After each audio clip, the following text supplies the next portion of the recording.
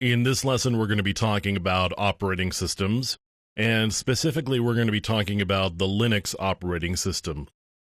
Now, Linux comes from a long and sometimes complicated history of originating with an operating system that was called Unix, and Unix goes back to the late 60s. And there's kind of a bumpy road from where Unix started at AT&T Bell Labs to where Linux was created in the early 90s, and certainly what Linux is today. So that's why we would call it Unix-like. And there are a number of Unix-like operating systems like Solaris and the various types of BSD, NetBSD, and FreeBSD, and OpenBSD.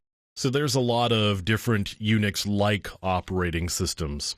And most of the Unix-like operating systems have things that they have in common in terms of the way that files are laid out on the system, and many of the programs are the same. The thing about Linux is, or Unix-like operating systems, is that there are a number of different user interfaces that you may see, whether it's GNOME or whether it's KDE or whether it's XFCE or whether it's OpenStep or one of a number of other types of interfaces that you may be looking at when you log into a Unix-like operating system.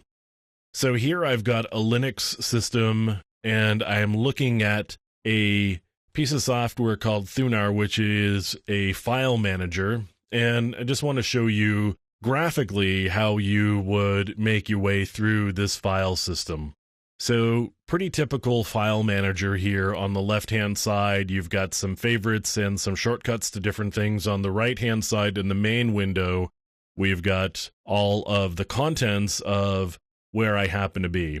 And where I happen to be now is in my home directory. Now, I could go to the desktop here, which is also a little shortcut on the left-hand side. You can also go to the file system.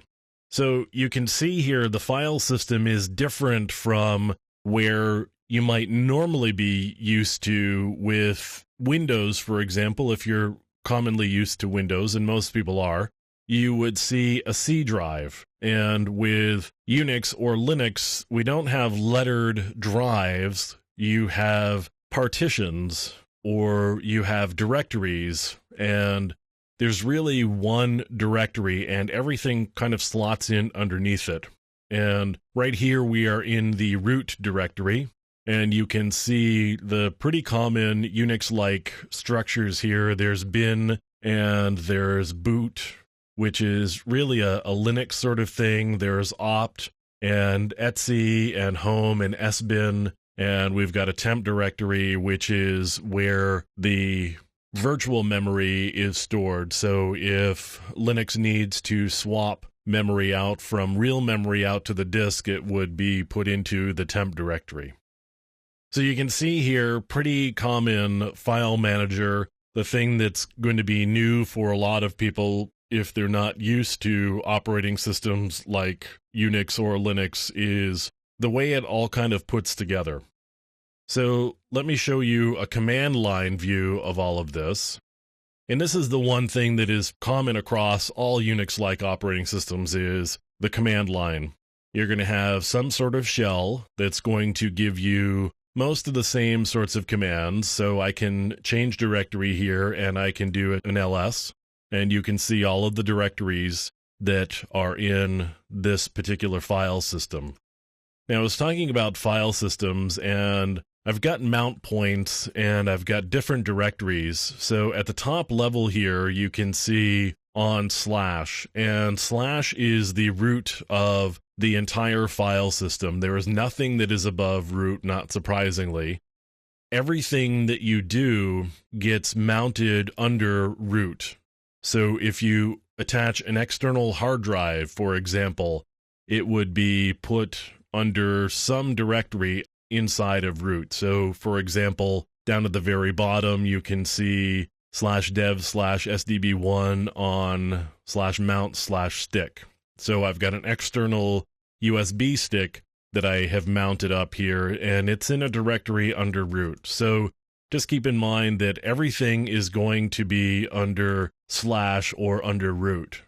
So the different directories that are going to be of particular interest, you can see etc here, or etc, and that's where all the system configuration information is stored. So you can see different .conf files and different directories that store information about the system configuration and application configuration. So that's all stored there. In home, all of the users have their home directories stored in /home. And you can see in this case, there's only one user, which is mine. Now, another directory that you're going to be interested in looking in is /var. And historically, /var was for variable data, meaning the size of the data would change on a pretty consistent basis. So it was considered to be variable. So that's why it's called /var. Now, in /var, you'll see a number of directories. So /var/spool is where, in some cases, mail files may be stored temporarily. You may have print files that are stored in here. There are all sorts of other types of runtime data that may get stored under var in one location or another. So like var lib may have some runtime data for different applications. The one that's pretty consistent, though, is /var/log. And var log is where all of the system logs are stored, and application logs typically as well. So you can see we've got a lot of different logs, and these logs are configured to rotate. So you'll see, for example, up top, alternatives.log, and then you'll see alternatives.log.1. And then the .2 has a .gz extension, meaning it has been zipped. So it's been compressed in order to save space on the drive.